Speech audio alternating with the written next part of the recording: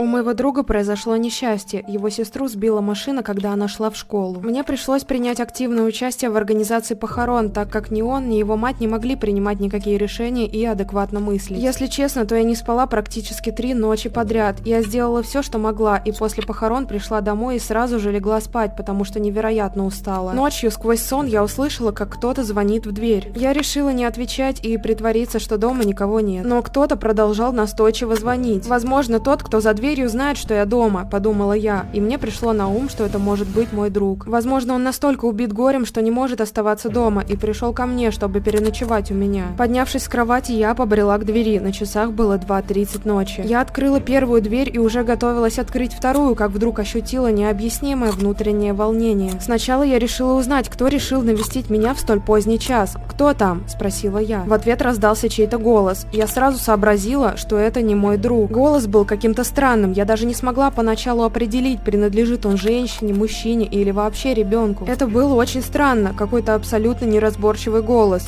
«Открой дверь!» Сон медленно начал отступать, и я спросила, кто это? В ответ все тот же неестественный голос снова ответил: «Открой дверь!» Теперь уже я полностью проснулась и начала быстро соображать, кто же это может быть. В этот момент кто-то с силой ударил в дверь. Мне уже было не до шуток. Желание открыть дверь абсолютно отпало. Кто-то начал тянуть за ручку двери с той стороны. «Я сейчас открою, надеру тебе уши», — сказала я угрожающе, по большей части пытаясь заглушить нарастающее во мне чувство страха. «Открой дверь», — сказал суровый мужской голос. Я посмотрела в глазок. Было темно, словно на площадке выключили свет или закрыли глазок рукой. «Я не открою!» — крикнула я. «Если вы не прекратите звонить в дверь, я вызову полицию». Я услышала звонкий детский смех, а потом снова грубый мужской голос ответил мне: «Это тебе не поможет». После этих слов, вместо того, чтобы как следует испугаться, я впала в настоящую ярость. Вероятно, похороны повлияли на меня, и чувство самосохранения притупилось, но я бросилась на кухню, схватила кухонный топорик и подбежала к двери, чтобы все-таки открыть ее и наказать хулиганов. Я почти сделала это, но в последний момент услышала за дверью радостный шепот: «Она открывает!